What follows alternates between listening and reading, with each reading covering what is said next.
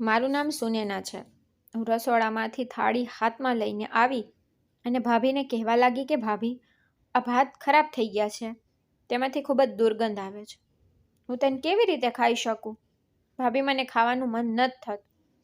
ભાભીએ ગુસ્સામાં મારા હાથમાંથી થાળી છીનવી લીધી અને બૂમ પાડવા લાગી કે તારા તો ખૂબ જ નખરા થઈ ગયા છે.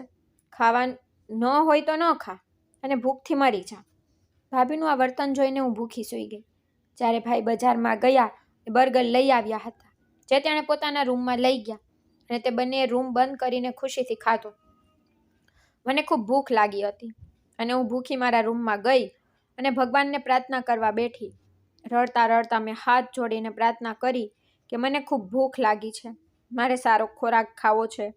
પ્રાર્થના કરતી વખતે અને રડતી વખતે મને ખબર જ ન પડી કે હું ક્યારે સૂઈ ગઈ. અચાનક મધ્યરાત્રિએ મારી આંખો ખુલી તો મને રૂમની બહારથી સ્વાદિષ્ટ ખોરાકની તીવ્ર સુગંધ આવી રહી હતી.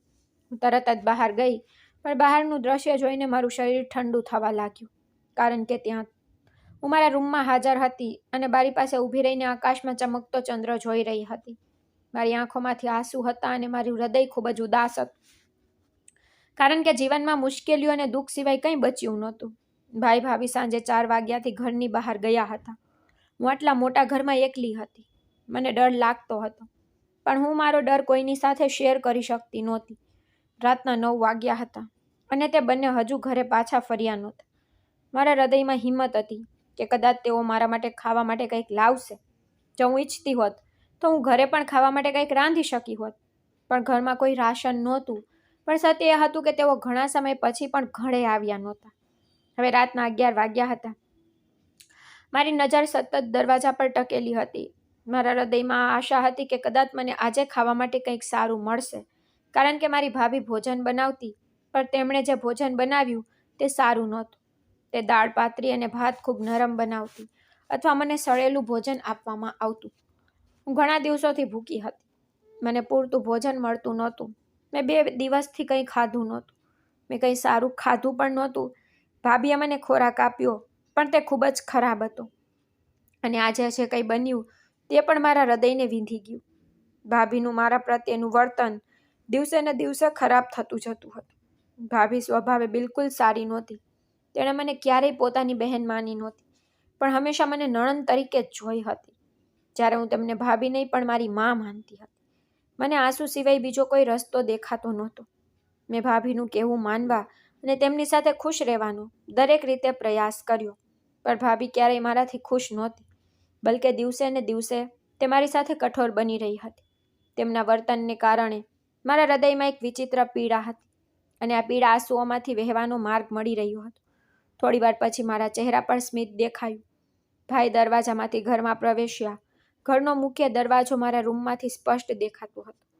હું આગળ વધું તે પહેલાં તેના હાથમાં રહેલા ખરીદદાર પરથી હું ઓળખી શકી કે તે શું લાવ્યા છે. તે આમ તેમ જોતો તેના રૂમ તરફ ગયો. તેને મારી તરફ જોયું નહીં કે મારા વિશે વિચાર્યું નહીં. એવું લાગતું હતું કે હું આ ઘરમાં હાજર નથી. આ સમયે મને લાગ્યું કે કોઈએ મારા ચહેરા પર જોરથી થપ્પડ મારી છે, અને હું ત્યાં જ પડી ગઈ. હું મારા રૂમમાં પાછી આવી અને પલંગ પર બેસી ગઈ. આ ઘરમાં મારું સુખ શાંતિ પૂછવા માટે કોઈ નહોતું. ભાઈ કે ભાભીએ પૂછ્યું નહોતું કે તમે કંઈ ખાધું કે નહીં. મારા હૃદયમાં હજુ પણ એક વિચિત્ર પ્રકારનો દુખાવો હતો. પહેલાં ભૂખ્યા રહેવાનું દુઃખ હતું, અને હવે પ્રિયજનોની ઉદાસીનતા અને બદલવાનું દુઃખ પણ મારી અંદર પ્રવેશી રહ્યું હતું. મારા માતા પિતા ખૂબ સારા હતા. તેમણે મારા ઉછેરમાં કોઈ કસર છોડી નહોતી. તેમણે મારી બધી ઈચ્છાઓ પૂરી કરી, પરંતુ તેમના મૃત્યુ પછી મારું જીવન સંપૂર્ણપણે બદલાઈ ગયું છે. તેમના ગયા પછી એવું લાગતું કે બધું જ સમાપ્ત થઈ ગયું છે, અને વાસ્તવમાં બધું જ સમાપ્ત થઈ ગયું હતું. ભાઈ અને ભાભીના વર્તનથી મને સ્પષ્ટ થઈ ગયું હતું કે મારો તેમની સાથે કોઈ સંબંધ નથી. હમણાં જ જ્યારે મેં ભાઈને ગુપ્ત રીતે તેના રૂમમાં બર્ગર લઈ જતા જોયો, ત્યારે મારું હૃદય લોહીના આંસુ રડવા લાગી. ભાભીએ પણ મને ભૂખ રાખવું યોગ્ય માન્યું હતું, અને તે તેના પતિ સાથે ટ્રીપથી પાછી આવી હતી. તેથી તેના માટે બર્ગર લાવી હતી. કાશ તેઓ મારા માટે પણ કંઈક ખાવા માટે લાવ્યા હોત તો શું થાત. તે સમયે રાતના 11 વાગ્યા હતા અને મને ભૂખ લાગી હતી. જ્યારે હું સહન ન કરી શકી ત્યારે મેં કંઈ કર્યું નહીં. ફક્ત મારા રૂમમાં આવી હાથ જોડી આંખો બંધ કરી અને ભગવાનને પ્રાર્થના કરવા બેઠી. આ સમયે મારા મનમાં ફક્ત એક જ વાત આવી રહી હતી. ભગવાન કોઈને ભૂખ્યા સૂવા દેતા નથી. મને ખબર છે કે ભૂખ શું હોય છે. મેં રડતા રડતા ભગવાનને પ્રાર્થના કરી કે હે ભગવાન, હું 2 દિવસથી ભૂખી સૂઈ રહી છું. મને ઘણા દિવસોથી યોગ્ય ખોરાક નથી મળી રહ્યો. આખરે અમારી સાથે શું થઈ રહ્યું છે? અને આ ઘરમાં કોઈને આની પરવા નહોતી. બધા પોતાના વિશે વિચારતા હતા. કોઈને મારી પરવા નહોતી. રડવાથી મારી હાલત ખરાબ હતી. આંખોમાં આંસુ સાથે હું પ્રાર્થના કરતી વખતે સૂઈ ગઈ. અત્યાર સુધી મારા મનમાં વિચાર આવતો હતો કે હું ભૂખી છું અને મારા પેટમાં ભૂખનો દુખાવો હતો. અને પછી મને ખબર પડી કે ભૂખ માણસને કેટલો લાચાર, શક્તિહીન અને મજબૂર બનાવી દે છે કે તેનું પેટ બીજી બધી સમસ્યાઓ ભૂલી જાય છે અને ફક્ત એ યાદ રાખે છે કે તેના પેટમાં કોઈ ખોરાક નથી. મારી સાથે પણ એવું જ થઈ રહ્યું હતું. હું રડતા રડતા ગાઢ નિંદ્રામાં સડી પડી. એ સાચું છે કે રડ્યા પછી ફક્ત ભગવાન જ વ્યક્તિને શાંતિપૂર્ણ નિંદ્રા આપે છે. અને મને ખૂબ જ આશ્ચર્ય થયું કે ભૂખ્યા હોવા છતાં હું કેવી રીતે ગાઢ નિંદ્રામાં સડી પડી. કદાચ આ મારા માટે ભગવાનનો સંકેત હતો. મને સૂયાને માન 2-3 કલાક થયા હશે કે મેં અચાનક ઉતાવળમાં મારી આંખ ખોલી, કારણ કે તે સમયે કોઈ સ્વાદિષ્ટ વાનગી સુગંધ મારા નાકમાં પ્રવેશી રહી હતી અને તે સુગંધે મને બેચેન કરી અને મારી અંદરની ભૂખ ફરી એકવાર જગાડી દીધી. મારા ચહેરા પર સ્મિત ફેલાઈ ગયું અને મને સમજાયું કે મારા ભગવાન ક્યારેય આપણને ભૂખ્યા સૂતા નથી અને તે વ્યક્તિને ચોક્કસપણે તેની માંગણી મુજબ ખવડાવે છે. સુગંધ સૂંઘ્યા પછી હું તરત જ ઊભી થઈ અને બહાર આવી તો બહારનું દ્રશ્ય જોઈને મારા પગ ત્યાં જ અટકી ગયા અને હું આ બધું ખુલ્લી આંખોથી જોઈ રહી હતી. ત્યાં ઘણા બધા લોકો બેઠા હતા. ટેબલ પર ઘણી સ્વાદિષ્ટ વાનગીઓ હતી જેની સુગંધ આખા ઘરમાં ફેલાઈ રહી હતી. મેં જોયું કે એક બાજુ વેજ બિરયાની હતી, બીજી બાજુ દાળ મખની અને નાન અને તેની સાથે ગુલાબજાંબુન પણ હતા. છોલેનું શાક અને સરસોનું શાક હતું. આ બધું જોઈને મારા મોંમાં પાણી આવવા લાગ્યું. પણ વિચિત્ર વાત એ હતી કે મને ભાભી ક્યાંય દેખાય નહીં. ત્યારે ડાઇનિંગ ટેબલ પર બેઠેલી એક મહિલા મને જોઈને હસતી હતી. તેણે એક પછી એક બધા રંગોની બધી વાનગીઓ એક થાળીમાં મૂકી અને થાળી મારી તરફ લંબાવી અને આ પછી તે મહિલાએ જે કહ્યું તે સાંભળીને હું સતબત થઈ ગઈ. મારી આંખોમાંથી આંસુ આવવા લાગ્યા. હું મારા માતા પિતાની પ્રિય અને પ્રિય પુત્રી હતી. મારો ભાઈ અજીત ભાઈ જે મારાથી 5 વર્ષ મોટો હતો અને મારા માતા પિતાનો પહેલો સંતાન હતો. હું મારા ઘરમાં સૌથી નાની હતી. મારા માતા પિતા કહેતા કે તે અમારી એકમાત્ર પુત્રી છે. મારી કોઈ બહેન નહોતી. મારા માતા પિતા દીકરીઓને ખૂબ પ્રેમ કરતા હતા, તેથી તેઓ મને સૌથી વધુ પ્રેમ કરતા હતા. મારા ભાઈ બહેનોમાં ફક્ત મારો ભાઈ જેને હું સૌથી વધુ પ્રેમ કરતી હતી. એવું નહોતું કે તે મને ક્યારેય પ્રેમ નહોતો કરતો. મમ્મી પપ્પાની સામે તે પણ મને ખૂબ પ્રેમ આપતો. અમારા બધાના હૃદયમાં એકબીજા માટે ખૂબ પ્રેમ હતો. અમારા માતા પિતા મધ્યમ વર્ગના પરિવારના હતા, પરંતુ તેમણે શિક્ષણ અને ઉછેર સિવાય અમારા બંનેની કોઈ ઈચ્છાને નકારી નહોતી. તેમણે અમારા શિક્ષણ અને ઉછેર પર ખૂબ ભાર મૂક્યો અને અમને સમાજમાં પોતાના પગ પર ઊભા રહેવા માટે સક્ષમ બનાવ્યા. પરંતુ મારા અને મારા ભાઈના સ્વભાવમાં ઘણો તફાવત હતો. ભાઈની વિચારસરણી થોડી અલગ હતી. તે પપ્પાથી બિલકુલ અલગ હતો. કદાચ તેઓ પરિવારના કોઈ બીજા પુરુષ પર ગયા હશે. જ્યારે મેં હાઈસ્કૂલ પૂર્ણ કરી ત્યારે તેઓએ મારા પિતા પર સુનેનાને ઘરે રાખવા અને તેને ઘરકામ શીખવવા માટે દબાણ કરવાનું શરૂ કર્યું. એક યા બીજા દિવસે તેને તેના સાસરિયાના ઘરે જવું પડશે. શિક્ષણ તેના માટે કોઈ કામનું નહીં આવે. ફક્ત ઘરકામ તેના માટે કામનું રહેશે. જો તે લગ્ન કરીને બીજાના ઘરમાં જાય તો ત્યાં અમારી બદનામી નહીં થાય. પરંતુ મારા માતા પિતા અભ્યાસ છોડવાની વિરુદ્ધ હતા. તે ઈચ્છતા કે તેની દીકરી સારી રીતે શિક્ષિત થાય. તે મને ડૉક્ટર બનાવવા માંગતા હતા, જેના માટે મારે આગળ ભણવું ખૂબ જ જરૂરી હતું. તેણે મારા ભાઈને ઠપકો આપ્યો અને તેને શાંત પાડ્યો અને સ્પષ્ટ શબ્દોમાં કહ્યું અને તેને સમજાવ્યો કે તે મારી દીકરી છે. હું તેનું ભવિષ્ય નક્કી કરીશ અને તે પોતાનો અભ્યાસ ચાલુ રાખશે. આ રીતે મેં મારો અભ્યાસ ચાલુ રાખ્યો. પછી મારું ઇન્ટરમીડિયેટ પૂર્ણ કર્યું. મેં ઇન્ટરમીડિયેટમાં ટોપ કર્યું, જેના કારણે મને સ્કોલરશિપ ઓફર કરવામાં આવી. આ સ્કોલરશિપમાં એમ પણ હતું કે હું બીજા દેશમાં જઈ શકું અને મોટી યુનિવર્સિટીમાં મારું શિક્ષણ પૂરું કરી શકું છું. અને હું પણ એવું જ કરવા માંગતી હતી. પરંતુ પપ્પા બીમાર પડી ગયા અને ભાઈએ મારી વાત બિલકુલ સાંભળી નહીં. તેમણે મને ક્યાંય જવા દીધી નહીં. તેણે મને શરમ પણ કરાવી. તેમણે કહ્યું કે તને શરમ નથી? આપણા પપ્પા પથારી પર પડ્યા છે અને તું ફક્ત તારા અભ્યાસ વિશે જ વિચારી રહી છે. પપ્પા વિશે વિચાર, તેમની સેવા કર. મમ્મી ઘરે એકલી છે, તેણીએ ઘરકામ કરવું પડે છે. પપ્પાની સેવા પણ કરવી પડે છે. તું જાણે છે કે મમ્મી કેટલી થાકી જાય છે. જ્યારે તું તેની દીકરી છો અને તારે ઘરે રહીને મમ્મીને સહારો આપવો જોઈએ.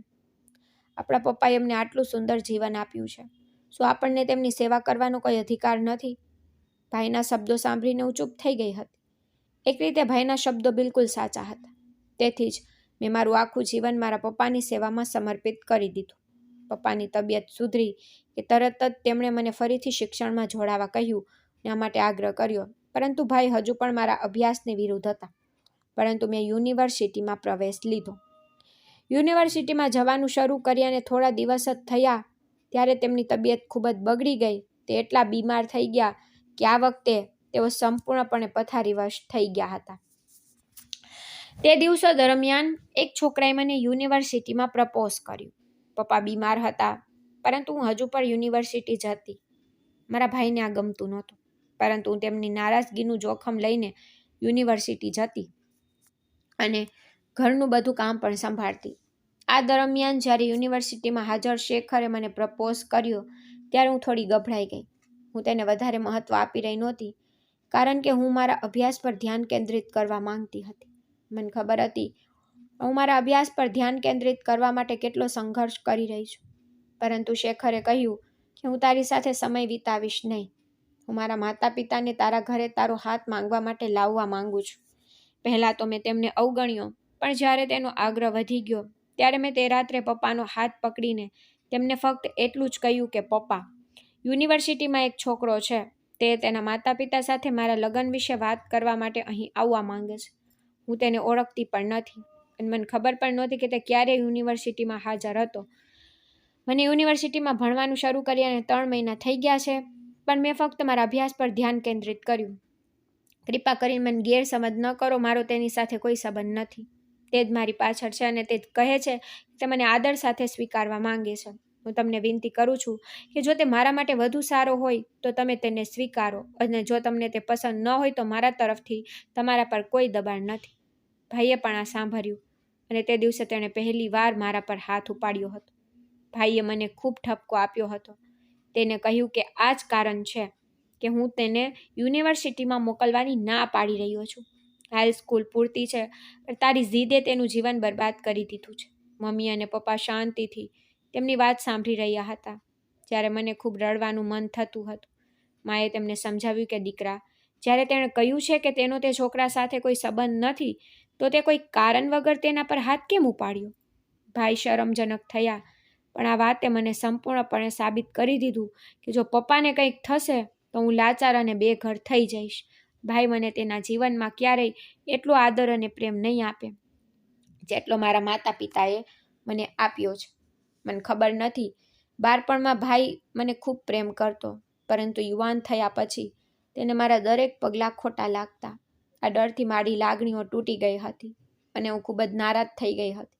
અને તે જ રાત્રે મેં પપ્પાને કહ્યું કે પપ્પા, જો તમને આ સંબંધ યોગ્ય લાગે છે તો મારા લગ્ન કરાવી દો. અને આ કહ્યા પછી પપ્પા સામે ખૂબ રડવા લાગી. મેં કહ્યું પપ્પા, જો તમને કંઈક થશે તો મને ખાતરી છે કે ભાઈ મારું જીવન દુઃખી કરશે. મારે પોતાનો શ્વાસ મને પરેશાન કરશે. મને ખબર નથી કે તે મારાથી આટલો નારાજ કેમ છે. મેં ક્યારેય કોઈ ભૂલ કરી નથી. મેં હંમેશા તેની ઈચ્છાઓનું પાલન કરવાનો પ્રયાસ કર્યો છે. પપ્પા ખૂબ દુઃખી થયા હતા. મમ્મીની આંખોમાં પણ આંસુ હતા. પપ્પાએ મારા માથા પર હાથ મૂકીને કહ્યું, ચિંતા ન કર દીકરી, તારી સાથે કંઈ ખોટું નહીં થાય. પણ પપ્પાનો અંદાજો ખોટો નીકળ્યો. તે રાત્રે પપ્પાની તબિયત વધુ બગડી અને પછી મને જે ડર હતો તે જ થયું. પપ્પા 2 દિવસ હોસ્પિટલમાં દાખલ રહ્યા અને સારવાર દરમિયાન તેમનું અવસાન થયું. મમ્મી ખૂબ રડી રહી હતી. મમ્મી પણ ખૂબ બીમાર પડી ગઈ, કારણ કે તેનું લગ્ન જીવન બરબાદ થઈ ગયું હતું. જતાં પહેલાં પપ્પાએ ભાઈને સ્પષ્ટ સલાહ આપી હતી કે મારી દીકરીની આંખોમાં ક્યારેય આંસુ ન આવવા જોઈએ. મારી દીકરી મને મારા જીવ કરતાં પણ વધુ પ્રિય છે. પપ્પા મારા માટે ખૂબ ચિંતિત હતા, પણ તેઓ તેમના જીવન પર વિજય મેળવી શક્યા નહીં. મેં રડતા રડતા ભગવાનને મારા પિતાના લાંબા આયુષ્ય માટે પ્રાર્થના કરી હતી, પણ મારી પ્રાર્થના સ્વીકારાઈ નહીં. અને તે દિવસે મને સારી રીતે સમજાયું કે મારા માથા પરથી છત છીનવાઈ ગઈ છે. તડકામાં સળગી જવાનું શું કહેવાય, અને જ્યારે આપણને છાંયો આપનાર વૃક્ષ, જે મારા પિતા હતા, આ દુનિયા છોડી દે છે, ત્યારે આપણે છાયા વગર રહી જઈએ છીએ. મારી માં પણ ખૂબ જ નમળી પડી ગઈ હતી. પિતાના મૃત્યુ પછી તે બીમાર પડવા લાગી હતી. મને ખબર નથી કે ભાઈ કોના પર ગયા હતા. તેણે મમ્મીની સંભાળ રાખવાનું પણ બંધ કરી દીધું હતું. તેની આવી બદલવાની તેની રીત જોઈને મને ખૂબ ડર લાગતો હતો. તેને હમણાં જ બીજી કંપનીમાં નવી નોકરી મળી હતી. તે મહેનતુ હતો, એટલા માટે તેનો પગાર પણ સારો હતો અને 2 મહિનાની અંદર તેણે મમ્મીને કહ્યું હતું કે તેને તેની ઓફિસમાં કામ કરતી એક છોકરી ગમે છે અને તે તેની સાથે લગ્ન કરવા માંગે છે. ભાઈને મારા લગ્નની ચિંતા નહોતી. મારા પિતાના મૃત્યુ પછી શેખરે ઘણીવાર મારી સાથે વાત કરવાનો પ્રયાસ કર્યો હતો. તેણે મારા ઘરે લગ્નનો પ્રસ્તાવ મોકલવાનો પ્રયાસ કર્યો હતો, પણ હવે મેં તેને સંપૂર્ણપણે અવગણી દીધો. ત્યારે પહેલાં હું મારી મમ્મીની ચિંતા કરતી હતી. હું તેની સાથે રહેવા માંગતી હતી, પણ ભાઈ ફક્ત પોતાના વિશે જ વિચારતો. મમ્મી તેની સાથે કોઈ વાત કરતી નહોતી અને ભાઈ પણ મમ્મીની વાત સાંભળતો હતો. તેણે ફક્ત તેને જાણ કરવાનું શ્રેષ્ઠ માન્યું. મમ્મીએ માથું નમાવ્યું, પણ તેણે ભાઈને એક વાત કહી હતી કે પહેલાં તારી બહેનના લગ્ન કરાવી દે, પછી તારા લગ્ન વિશે વિચાર. ભાઈ આ વાતને ખૂબ ગંભીરતાથી લીધી. તેણે મને કહ્યું કે જે છોકરાને તું ગમે છે તેને કહે કે તે પ્રપોઝલ મોકલે, જેથી હું તારા બંનેની આ વાર્તાનો અંત લાવી શકું. મેં ઘણા સમય પહેલાં યુનિવર્સિટી જવાનું બંધ કરી દીધું હતું. મારો અભ્યાસ અધૂરો હતો. હવે હું યુનિવર્સિટી જવા પણ માંગતી નહોતી, કારણ કે ભાઈની ઈચ્છા નહોતી. મારો શેખર સાથે કોઈ સંપર્ક નહોતો. આ વાતને પણ ઘણો સમય વીતી ગયો હતો, કારણ કે પપ્પાના મૃત્યુ પછી હું આ દુનિયા છોડીને બેસી ગઈ હતી. હું મારા ભાનમાં નહોતી, પણ હું શેખર સાથે વાત કરતી કે મળતી. જ્યારે શેખર મારી સાથે વાત કરવાનો પ્રયાસ કરતો, ત્યારે મેં તેને અવગણી દીધો. પણ હવે ઘણો સમય વીતી ગયો હતો. મેં ભાઈને કહ્યું હતું કે મારો શેખર સાથે કોઈ સંપર્ક નથી. પછી પપ્પાની ગેરહાજરીમાં પહેલીવાર તેણે મને જોરથી થપ્પડ મારી અને કહ્યું કે તારા પ્રેમને સીધું અને સ્પષ્ટ કહી દે કે તે આવીને તારી સાથે લગ્ન કરે, તને અહીંથી લઈ જાય. વધારે નાટક કરવાની જરૂર નથી, કારણ કે તારા પછી મારા લગ્નનો વારો પણ આવશે અને જો તું આવું નાટક કરતી રહીશ તો હું ક્યારેય લગ્ન નહીં કરું. હું ખુલ્લી આંખોથી ભાઈ તરફ જોતી રહી. ભાઈ મારી વાત પર વિશ્વાસ કરી શકતો નહોતો. ભાઈ રક્ષક હોય છે. મારો ભાઈ મારા પર બિલકુલ વિશ્વાસ નહોતો કરી રહ્યો. તે લગ્ન પહેલાં પણ મારી સાથે આવું જ વર્તન કરી રહ્યો. પછી શું થશે? મેં તેની પાસે માફી માંગી અને કહ્યું, ભાઈ હું સાચું કહું છું, મારો તેની સાથે કોઈ સંપર્ક નથી. તેણે બધું પોતાની જવાબદારી પર લીધું હતું ને કહ્યું કે પહેલાં તારા માટે જે પણ પ્રસ્તાવ આવે, જો મને તે ગમશે તો હું તારા લગ્ન ત્યાં કરાવીશ. મેં માથું નમાવ્યું, કારણ કે હું આ ઘરમાં રહેવા પણ માંગતી નહોતી. ભાઈ આટલો નિર્દય કેવી રીતે હોઈ શકે? તે આટલો સ્વાર્થી કેવી રીતે હોઈ શકે? આ એકમાત્ર વાત મારા હૃદયમાં ઉદ્ભવી રહી હતી અને પછી તે જ સમયે મારી હિંમત હારી ગઈ, કારણ કે તે ખરેખર બદલાઈ ગયો હતો. જો મમ્મી તેને કંઈ કહેતી તો તે તેને ધમકી આપતો કે તે ઘરમાં પૈસા ખર્ચશે નહીં. પપ્પાએ એક દુકાન છોડી દીધી, જેનું ભાડું મમ્મીને આપવામાં આવતું હતું, પરંતુ મમ્મી માટે ઘરના બીજા ખર્ચાઓનું ધ્યાન રાખવું પૂરતું નહોતું. તેથી જ મમ્મી ભાઈ પર નિર્ભર થઈ ગઈ હતી. મેં મારી મમ્મીને 1 મહિનાની અંદર ખૂબ જ અસ્વસ્થ થતી જોઈ અને આ રીતે તેઓએ શેખરને શોધવા અને સંબંધ લાવવા કહ્યું. મેં મારા એક મિત્ર દ્વારા શેખરને મારા ઘરે પ્રપોઝલ લઈને આવવાનો સંદેશ મોકલ્યો હતો અને તે આવી ગયો હતો. તે મને પહેલેથી જ પસંદ કરતો હતો. યુનિવર્સિટી છોડી દીધી હતી, તેથી મારો તેની સાથે કોઈ સંબંધ નહોતો. તે મને આ રીતે જોઈને ખૂબ ખુશ હતો. તે ટેવો અને વર્તનમાં ખૂબ જ સારો હતો. મને લગ્ન પછી આ વાતની ખબર પડી હતી, પરંતુ જ્યાં બધું સારું હોય છે ત્યાં કોઈને કોઈ ખામી ચોક્કસ જોવા મળે છે. તે ખૂબ જ ગુસ્સે ભરેલો હતો અને તેને ગુસ્સે કરવામાં તેની પોતાની માનો સૌથી મોટો હાથ હતો. શેખરે તેના પરિવારનો એકમાત્ર પુત્ર હતો, તેથી તેની માને એ વાત પસંદ નહોતી કે તેણે તેની યુનિવર્સિટીની એક છોકરી એટલે કે મારા સાથે લગ્ન કર્યા છે. તે તેના દીકરાના લગ્ન બીજે ક્યાંક કરાવવા માંગતી હતી, પરંતુ શેખરે તેની વાત ન સાંભળી અને મારી સાથે લગ્ન કર્યા. સાબિત કર્યું કે પ્રેમ જીતે છે. આ વાત મારી સાસુને કાંટાની જેમ ચોટી જ હતી. વિદા થઈ પછી આ ઘરમાં આવી હતી, પણ અહીં પણ સંપૂર્ણપણે ખુશ નહોતી. મારી સાસુ દરેક જગ્યાએ અને દરેક રીતે આ વાતને યકીન બનાવતી કે જેથી અમે બંને અલગ થઈ જઈએ, અને ખરેખર એવું જ થયું. લગ્નના ફક્ત 3 મહિના માટે હું ખૂબ ખુશ હતી અને આ 3 મહિનામાં મેં મારું આખું જીવન જીવ્યું, કારણ કે શેખરે મને દરેક રીતે ખુશી આપી હતી. તે ખૂબ જ સારા વ્યક્તિ હતા, પણ તેનો ગુસ્સો તેને ખાઈ ગયો. તેના ગુસ્સાએ અમારા જીવનને બરબાદ કરી દીધું. મને આશ્ચર્ય થયું કે લગ્નના પહેલા 3 મહિનામાં તેણે મારા પર કોઈ ગુસ્સો દર્શાવ્યો નહોતો અને પછી એક દિવસ મારી સાસુએ પહેલું પગલું ભર્યું. મારી સાસુએ મારા પતિને કાળો જાદુ કરાવ્યો, જેથી મારો પતિ મારાથી દૂર રહે.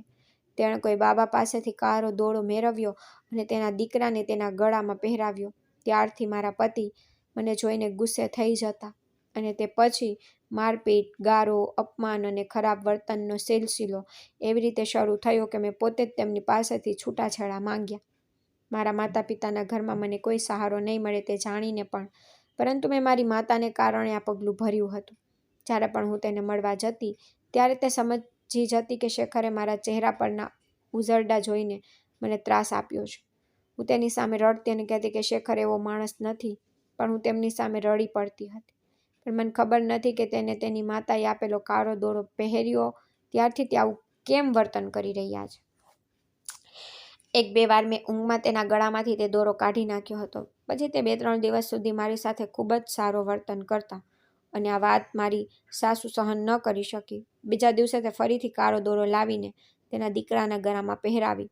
તે દિવસે અમારી વચ્ચે ભારે ઝઘડો થયો. આ ઝઘડામાં તેણે મને ખૂબ ત્રાસ આપ્યો.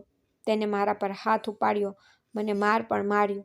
હું જે મારા પિતાની પ્રિય અને શિક્ષિત દીકરી હતી, એક સુંદર હૃદયના વ્યક્તિના હાથમાં લાચાર બની ગઈ હતી.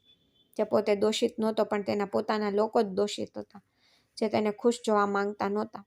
મને ખબર નથી કે તેણે એવો કયો જાદુ કર્યો કે તે અમારા બંને પતિ પત્નીનો છેલ્લો દિવસ હતો અને પછી અમે બંને કાયમ માટે એકબીજાથી અલગ થઈ ગયા હતા.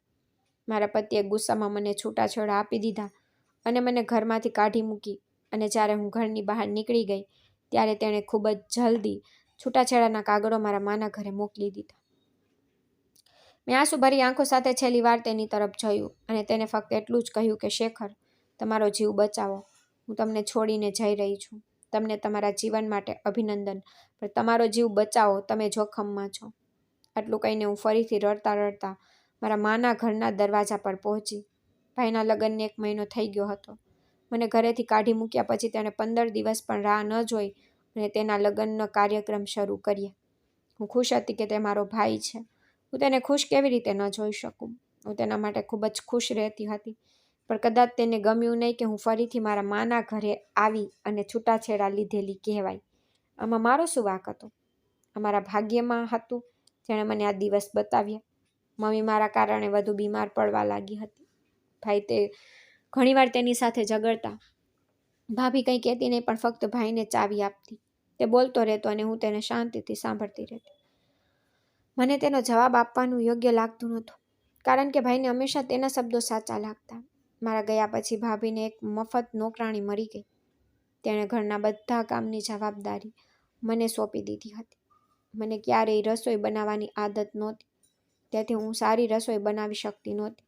તેથી જ હું તેના ઘરના બધા કામમાં મદદ કરતી હતી. ભાભી પણ સારી રસોઈ બનાવતી નહોતી, પણ તે મારા કરતાં કંઈક સારી રસોઈ બનાવતી હતી. હું ઘરના બીજા બધા કામ કરતી હતી. ફક્ત રસોઈ બનાવીને તે તેના પતિને સાબિત કરતી કે તે ઘરનું સંચાલન કરે છે.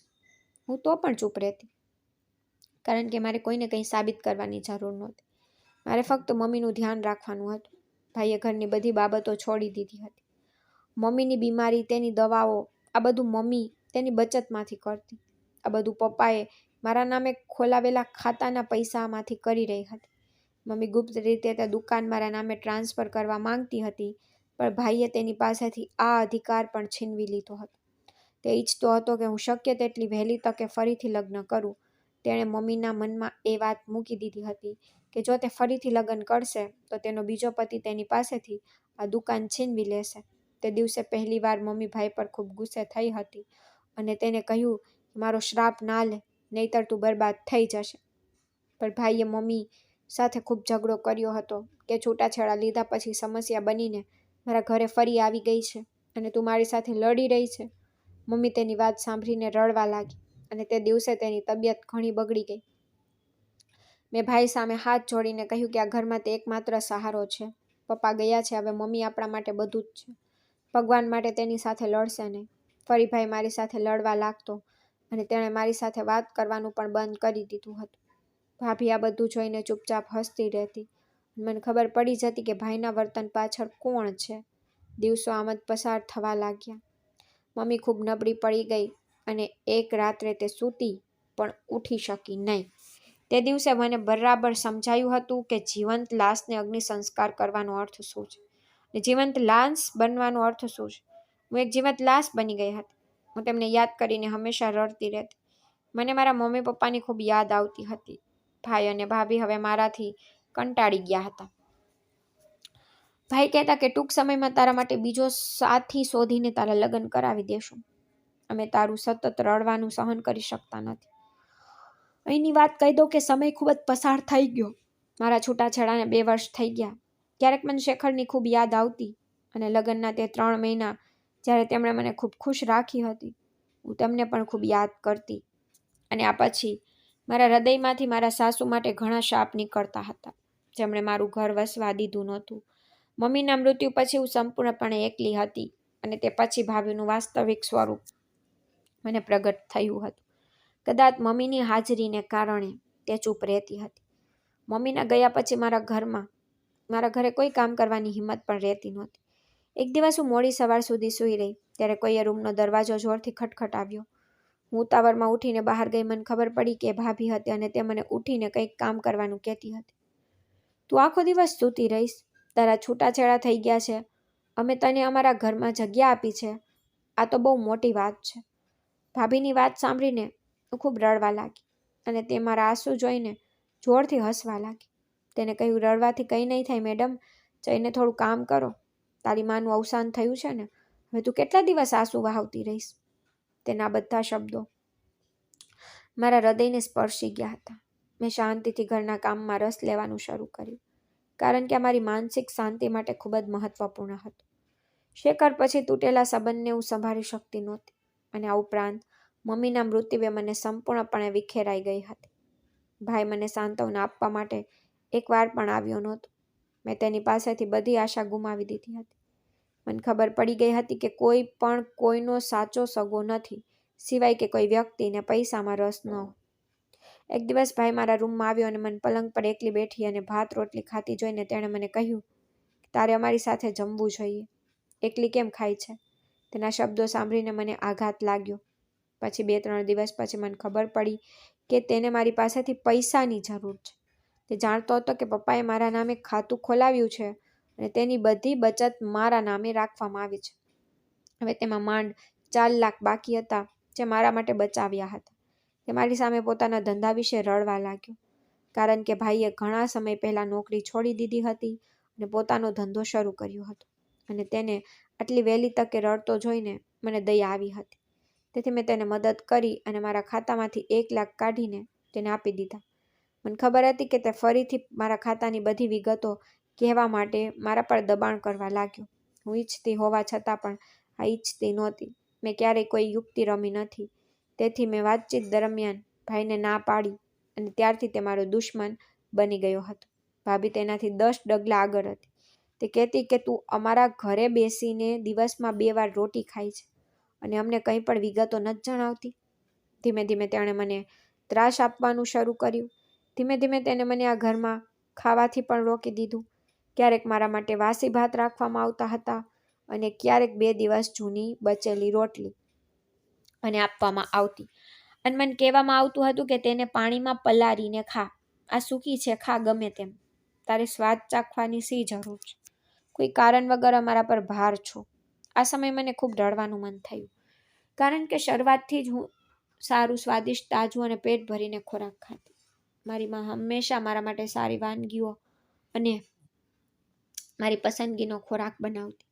હું સવારે પણ પેટ ભરીને જમતી હતી, પણ હવે પેટ ભરવાની વાત તો છોડો, મારી નબળાઈ દૂર કરવા માટે મારે વાસી ભાત અને વાસી રોટલી ખાવી પડતી. ભાઈ સારી રીતે જાણતો હતો કે મારો ખોરાક ઘણો છે અને સારો ખોરાક ખાવો એ મારી નબળાઈ છે. તેથી જ ભાઈ ભાભીએ મારા દુખતી નસ પર જ હાથ મૂકીને મારું ગળું પણ દબાવી દીધું. તે દિવસે મેં ભાત રાંધ્યા અને તે પછી 2 દિવસ સુધી ઘરમાં ભાત રંધાયા નહીં.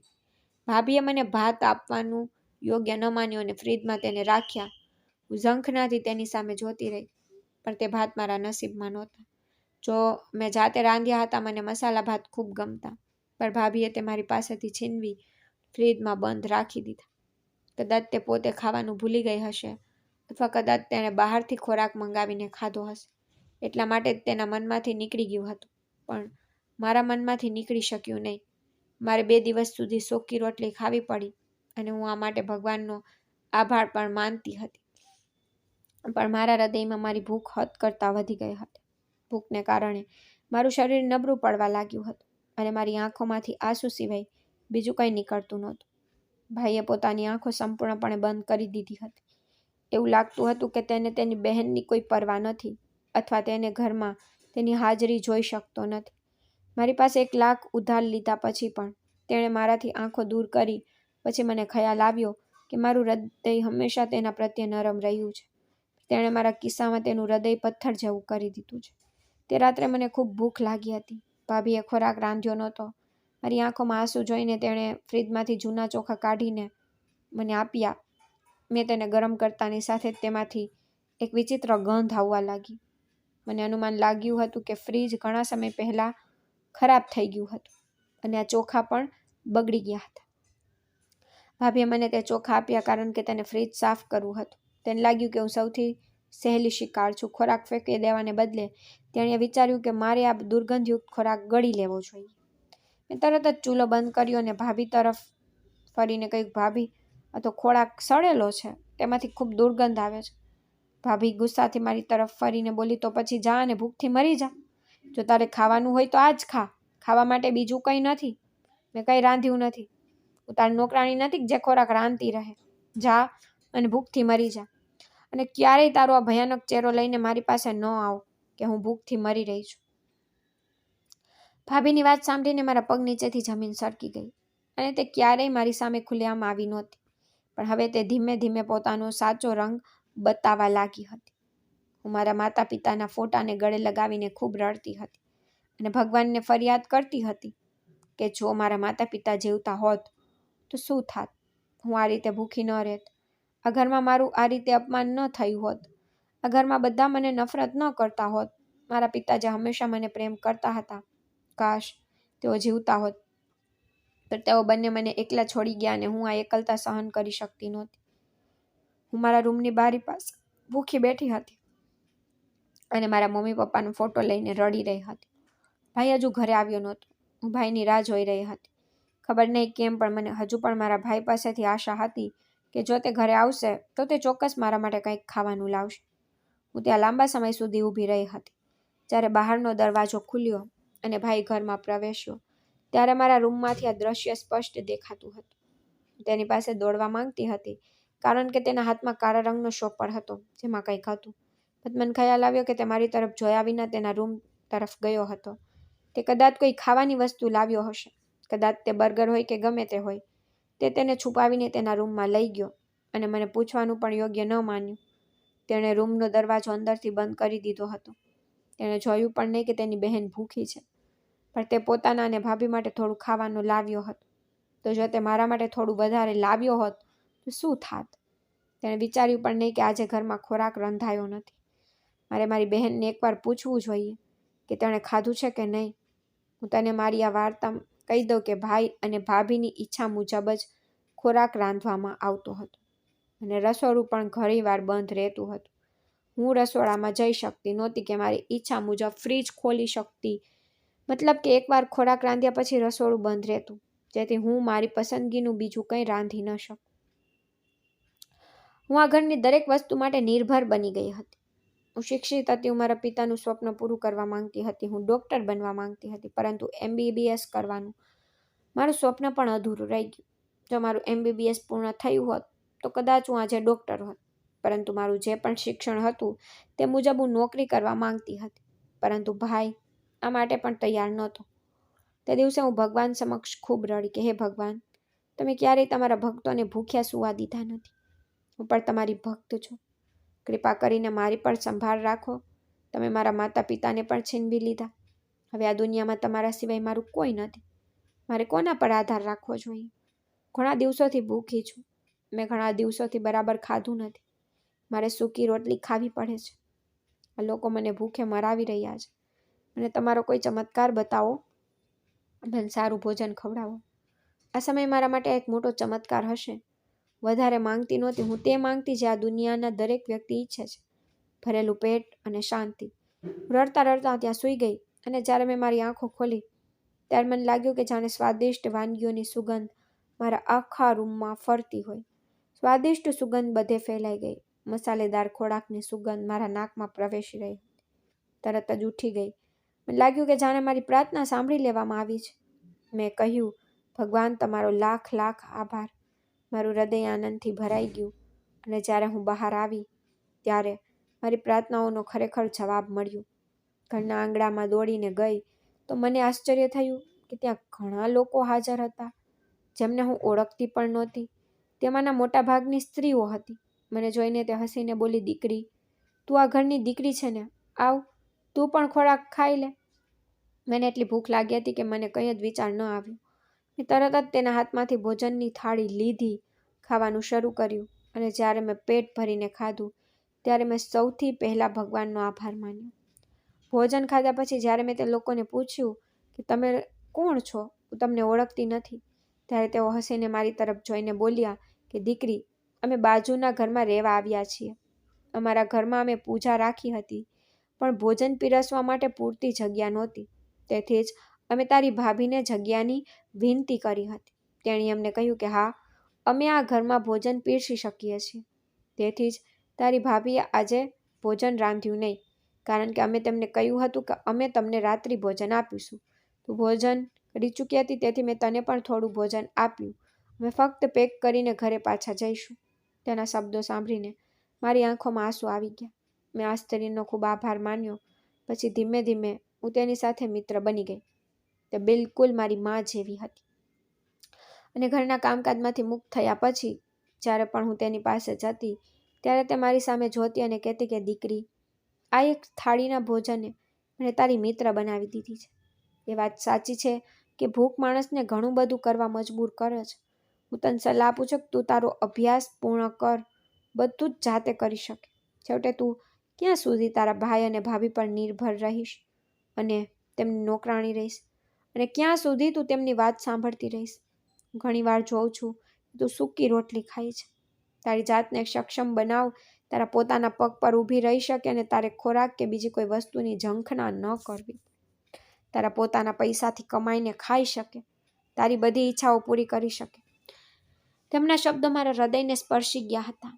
તેમના પુત્રની મદદથી મેં ભાઈ અને તેમના નામે કરેલી દુકાન બધી કાનૂની ઔપચારિકતાઓ પૂર્ણ કર્યા પછી મારા નામે ટ્રાન્સફર કરી, કારણ કે તે મારા પિતાની ઈચ્છા હતી કે તે દુકાન મારા નામે ટ્રાન્સફર થાય. અને તે દુકાન મારા નામે ટ્રાન્સફર થતાની સાથે જ મેં કોઈને નોકરી પર રાખ્યા અને ત્યાં એક રેસ્ટોરન્ટ ખોલવાનો શ્રેષ્ઠ પ્રયાસ કર્યો હતો. રેસ્ટોરન્ટ શું હતું? તે એક નાનો ઢાબો હતો. 2-3 પ્રકારની વાનગીઓ રાખ્યા પછી મેં મારો વ્યવસાય સંપૂર્ણપણે શરૂ કર્યો. મેં પાડોશી કાકી પાસેથી રસોઈ પણ શીખી અને મને એવો શોખ હતો કે હું મારા સ્વાદનો ઉપયોગ કરીને ફક્ત સારું ભોજન જ બનાવી શકતી નહોતી, પરંતુ મારા ઢાબાનો વ્યવસાય એટલો પ્રખ્યાત થઈ ગયો કે મેં મારા માટે એક અલગ ભાડાનું ઘર પણ લીધું અને મારા પિતાના ખાતર મારે જે સ્વપ્ન પૂર્ણ કરવાનું હતું તે હતું ડૉક્ટર બનવાનું. મેં ફરીથી મારો અભ્યાસ પૂર્ણ કર્યો, ડૉક્ટર બની. ડૉક્ટર બનવામાં મને સમય લાગ્યો પણ મારા પિતાના આશીર્વાદ મારી સાથે હતા. મારા પિતાનો આભાર માનતા ક્યારેય થાકતી નહોતી. તેમણે સારા અને ખરાબ સમયમાં મારા વિશે વિચાર્યું અને આજે હું એક સફળ ઢાબાની માલિક તરીકે મારો વ્યવસાય પણ ચલાવી રહી છું અને એક સારી અને સક્ષમ ડૉક્ટર પણ છું. હું ઢાબાની માલિક હોઈ શકું છું પણ મોટે ભાગે હું હોસ્પિટલમાં દર્દીઓની સેવા કરવામાં વ્યસ્ત રહું છું. પરંતુ જ્યારે હું ઢાબા પર જાઉં છું અને મારું મનપસંદ ભોજન ખાઉં છું અને મારા હૃદયને સંતોષ મળે તે રીતે ખાધા પછી ભગવાનનો આભાર માનું છું, ત્યારે મને ખૂબ સારું લાગે છે. મેં હંમેશા તે કાકીને મારી સાથે રાખી હતી. તેને હું ખૂબ ગમતી હતી. તેથી જ તેણે તેના મોટા દીકરા માટે મારા લગ્નનો પ્રસ્તાવ મોકલ્યો અને આ રીતે હું ફરીથી લગ્ન કર્યા પછી તેના ઘરે આવી. હવે જ્યારે હું મારા પોતાના પગ પર ઊભી હતી એટલે જ મારા ભાઈ અને ભાભી પણ કંઈ બોલી શક્યા નહીં. મેં ભાઈ અને ભાભીને હંમેશા માટે વિદાય આપી દીધી. મને હિંમત, આશા આપનાર તે કાકી હવે મારી સાસુ બની ગઈ હતી. પછી મને સત્ય ખબર પડી કે મારી સાસુ મારા પહેલા પતિ શેખરની દૂરની સગી છે અને તે મને ખૂબ સારી રીતે ઓળખતી હતી. એટલા માટે જ તેમણે મને પ્રોત્સાહન આપ્યું, મને તેમના દીકરા માટે પસંદ કરી અને મારા લગ્ન કરાવ્યા. હું તેમની આભારી જેટલી થતી તે ઓછું હતું. તેમણે તે સમયે મારી આંખો ખોલી જ્યારે હું નિરાશાની સ્થિતિમાં મારું જીવન જીવી રહી હતી. ફરી એકવાર હું સફળતા અને મહેનતથી ખુશ હતી. લગ્ન પછી પણ મારા પર મારો ધંધો બંધ કરવાનો કે હોસ્પિટલમાં જવાનું બંધ કરવાનું કોઈ દબાણ નહોતું, કારણ કે મને હોસ્પિટલમાં સારી નોકરી મળી હતી. બીજી બાજુ મારું રેસ્ટોરન્ટ પણ મારા નામે ચાલી રહ્યું હતું, પરંતુ મેં એટલું ચોક્કસપણે કર્યું કે મેં મારો ધંધો ત્યાં જ રહેવા દીધો. તેના બદલે મેં મારી બધી જવાબદારીઓ બીજા કોઈને સોંપી દીધી અને હોસ્પિટલમાં દર્દીઓની સેવા પણ કરતી અને મારા ઘરનું પણ ધ્યાન રાખતી, કારણ કે મારા પતિ કહેતા હતા કે તું એક ડૉક્ટર છો અને ડૉક્ટરે ક્યારેય પોતાની ફરજમાંથી પાછળ હટવું જોઈએ નહીં. બધું ખૂબ સારું ચાલી રહ્યું હતું. અઠવાડિયામાં એકવાર હું રેસ્ટોરન્ટમાં જતી, પરિસ્થિતિ જોતી કે બધું બરાબર ચાલી રહ્યું છે કે નહીં. ભાઈ ભાભીએ મારી સાથે કોઈ સંપર્ક રાખ્યો નહોતો, કારણ કે જ્યારે મારા બીજા લગ્ન નજીક આવ્યા ત્યારે તેઓએ મારો બહિષ્કાર કરવાનું શરૂ કર્યું. કહ્યું કે તું આ બધું તારી મરજીથી કરે છે. ભાગી ગયેલી છોકરી, અમારો તારી સાથે કોઈ સંબંધ નથી. ભાઈએ વિચાર્યું કે તેણે લગ્નનો બધો ખર્ચ ઉઠાવવો પડશે, પરંતુ તેણે મારા ગુપ્ત વ્યવસાય વિશે કંઈ ખબર નહોતી. મેં આ ઢાબામાંથી થતી કમાણીથી મારો અભ્યાસ પૂર્ણ કર્યો અને કોઈક રીતે મેં આજે મારા ઢાબાને ચૂપચાપ ચલાવીને અને આખા 4.5 વર્ષ સુધી તેમના જુલ્મ અને અત્યાચાર સહન કરીને આ સ્થાન પ્રાપ્ત કર્યું છે. ભગવાને પણ મને ખૂબ મદદ કરી. જો મારા પતિના વ્યવસાયમાં કોઈ સમસ્યા હોય તો હું તેને મારા વ્યવસાયમાંથી મદદ કરતી અને આ રીતે તે આભારી લાગતા. અમારું કુટુંબ એક ઉદાહરણીય કુટુંબ હતું. હું કાકીની ખૂબ સેવા કરતી હતી, કારણ કે તેમણે મને જીવનમાં ઘણી હિંમત આપી હતી અને મારી માતા પછી તે જ મારા માટે બધું હતી. એક દિવસ હું ઢાબા પર હિસાબ ચૂકવવા ગઈ હતી, જે હવે ખૂબ પ્રખ્યાત થઈ ગયો હતો અને ખૂબ ઊંચાઈએ પહોંચી ગયો હતો. ત્યાં મેં એક સ્ત્રીને રડતી અને કંઈક માંગતી જોઈ. અહીં હું તમને કહેવા માંગુ છું કે ઘણા સમયથી મારા ભાઈ અને ભાભી સાથે કોઈ સંપર્ક નહોતો. હું તેમની સાથે કોઈ સંપર્ક કરવા પણ માંગતી નહોતી. તેઓએ મારી સાથે બધા સંબંધો તોડી નાખ્યા હતા અને આવી સ્થિતિમાં હું લાચાર હતી અને મારા પોતાના પગ પર ઊભા રહેવા માટે મજબૂર હતી. અમે તે વિસ્તાર પણ છોડીને નવા વિસ્તારમાં શિફ્ટ થઈ ગયા હતા. તેથી જ મને તેમના વિશે કોઈ સમાચાર મળી શક્યા નહીં. જ્યારે મેં તે મહિલાને રેસ્ટોરન્ટમાં રડતી જોઈ, તે ખોરાક માંગી રહી હતી, ત્યારે મારું હૃદય ધ્રુજી ગયું અને મારી આંખોમાં આંસુ આવી ગયા. તે સ્ત્રી બીજું કોઈ નહીં પણ એક 3 વર્ષનું બાળક હતું અને તેના ખોરાક માંગી રહી હતી. તેની હાલત ખૂબ જ ખરાબ હતી. તે સ્ત્રી બીજી કોઈ નહીં પણ મારી ભાભી હતી, જે મને દિવસમાં 2 વખત ખાવા માટે તડપાવતી. આજે તે પોતે પણ ખાવા માટે તડપાઈ રહી હતી. બાળકની હાલત જોઈને મારું હૃદય દુઃખથી ભરાઈ ગયું અને તે સમયે જ મેં તેમને માફ કરી દીધી અને આગળ વધીને તેમને આદર સાથે રેસ્ટોરન્ટમાં બેસાડીને ખવડાવ્યું. એટલું જ નહીં, પણ મેં તેમને એમ પણ કહ્યું કે જો તેમને પૈસાની જરૂર હોય તો હું તેમને મદદ કરવા તૈયાર છું. પછી ભાભીએ મને કહ્યું કે ધારા ભાઈએ ફરીથી લગ્ન કર્યા છે અને મને છેતરી છે. તે ક્યારેય તારી અને તારી માની વિરુદ્ધ નહોતા. મેં જ તેના કાન ભર્યા હતા અને એકબીજા માટેનો અમારો પ્રેમ કંઈ નવો નહોતો, બલકે અમે બંને કોલેજ સમયથી એકબીજાને ઓળખતા હતા અને હું તારા પરિવારને ખૂબ સારી રીતે જાણતી હતી. મને ખબર હતી કે મારો પતિ તારો એકમાત્ર ભાઈ અને તારા માતા પિતાનો એકમાત્ર પુત્ર છે. તેથી જ હું તેને તેની બહેન પર નજર રાખવા માટે ઉશ્કેરતી હતી. તેણે તેના માતા પિતા પર વધુ પડતો ખર્ચ ન કરવો જોઈએ. શક્ય તેટલું તેના માતા પિતા પર દબાણ રાખવું જોઈએ. પરંતુ હવે હું અપમાનજનક જીવન જીવી રહી છું. તેની બીજી પત્ની પહેલા જ દિવસથી મને અવગણવા લાગી અને જ્યારે હું ગર્ભવતી થઈ ત્યારે પણ તારો ભાઈ તેને છોડવા તૈયાર નહોતો. તેણે મને ઘરમાંથી કાઢી મૂકી. ફક્ત હું જ જાણું છું કે મેં તેના બાળકને કેવી રીતે ઉછેર્યું છે. તે માસૂમ 3 વર્ષનું બાળક મને ખૂબ જ સુંદર લાગતો હતો. તે મારો ભત્રીજો હતો અને હું હજી ગર્ભવતી નહોતી.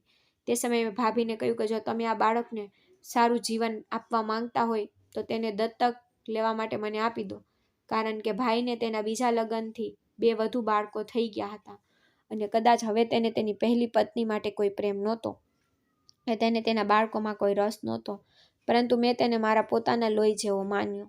તેથી જ મેં ભાભી પાસેથી તે બાળક લીધું અને ભાભીને કહ્યું કે હું તમારા રહેવાની જગ્યાની વ્યવસ્થા કરીશ.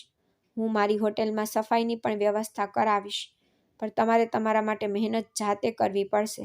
આ બધાથી તેણી મારા પ્રત્યે આભારી બની ગઈ. તેણે મારી વિરુદ્ધ ઘણું કાવતરું ઘડ્યું હતું પરંતુ હું તેની સાથે તે રીતે વર્તવા માંગતી નહોતી જે રીતે તેણીએ મારી સાથે વર્તાવ કર્યો હતો. તેની વાર્તા ખૂબ જ પીડાદાયક હતી. મારા ઘર છોડ્યા પછી ભાઈનો રસ ઓછો થવા લાગ્યો. તેમની વચ્ચે વાત મારપીટથી આગળ વધી ગઈ અને આ રીતે ભાઈએ આખરે ભાભીને ઘરમાંથી કાઢી મૂકી. તે હજુ ભાઈના લગ્નમાં જ હતી, પણ ટૂંક સમયમાં ભાભીએ મને કહ્યું કે તેના છૂટાછેડા થઈ ગયા છે અને ભાઈએ તેને છૂટાછેડા આપી દીધા છે. તેણે તેના બાળકને પણ જોયો નહોતો. હું પણ નિસંતાન હતી, તેથી મારી સાસુની સલાહથી મેં મારા પોતાના ભત્રીજાને દત્તક લઈ લીધો. તેને ઉછેરવાનું શરૂ કર્યું. મારા હૃદયમાં કોઈ દ્વેષ નહોતો. હું કોઈ પાસેથી બદલો લેવા માંગતી નહોતી, પણ વ્યક્તિ જેમ કરે છે તેમ તેને મળે છે.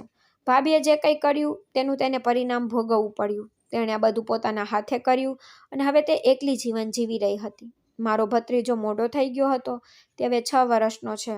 હું તેને ખૂબ પ્રેમ કરતી હતી. આ સમય દરમિયાન ભગવાને મને મા બનવાનું સુખ પણ આપ્યું. તેથી ભાભી ડરી ગઈ. તેને કહ્યું કે તું મારા દીકરાને પ્રેમ કરવાનું બંધ તો નહીં કરે ને? મેં સ્મિત સાથે તેની તરફ જોઈને કહ્યું કે ભાભી, મેં તેને મારો દીકરો બનાવ્યો છે. હું તેને પ્રેમ કરવાનું કેમ બંધ કરીશ? તે મારું પહેલું બાળક છે. જો શક્ય હોય તો તમારું નવું જીવન શરૂ કરો અને એવી વ્યક્તિ સાથે લગ્ન કરો જે તમારો આદર કરે, તમને દિવસમાં 2 વાર ખાવાનું આપી શકે. ભાભીએ મારી વાત ગંભીરતાથી લીધી અને છૂટાછેડા લીધેલા છોકરા સાથે લગ્ન કર્યા, જેને કોઈ સંતાન નહોતું. મારી દીકરીનો જન્મ થયો હતો. ભાભી એક દિવસ મારા ઘરે આવી અને કહ્યું કે હું મારા દીકરાને ખૂબ યાદ કરું છું.